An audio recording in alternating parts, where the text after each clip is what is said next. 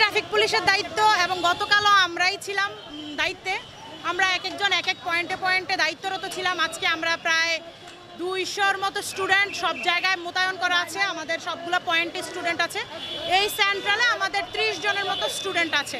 আমরা কোনো প্রকার কোনো জাম যাতে না হয় সেজন্য হচ্ছে সকাল থেকে কাজ করে যাচ্ছি। সকাল 9টা থেকে এখানে আছি। মাঝখান দিয়ে 2 ঘন্টার জন্য ওই যে আনসার আসছিল, কিন্তু তাদের 2 ঘন্টা পর তাদেরকে আমরা কোথাও দেখতে পাইনি। কিছুক্ষণ পর পর সেনাবাহিনী টহল দিচ্ছে। আর শহরের যে ভিতরের যেই হসপিটালগুলো, ওদের ইমার্জেন্সি অ্যাম্বুলেন্সগুলোকে খুব সহজেই স্টুডেন্টরা পার করে দিচ্ছে, যাতে মানুষের কোনো রকম কোনো ভোগান্তির সৃষ্টি না হয়।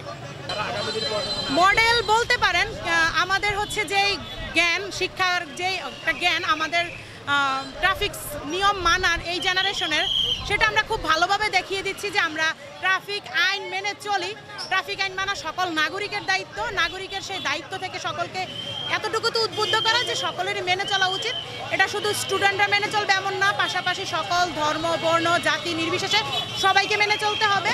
এবং আমাদের যে শ্রমিক, পেশাজীবী বিভিন্ন ক্যাটাগরির মানুষ আছে, সবাইকে সেটা বুঝতে হবে এবং সেই পরিমাণ মূল্যায়ন করতে হবে। তাহলে আমার মনে হয় সেই যানজট এই শহর মুক্ত হবে আর কি।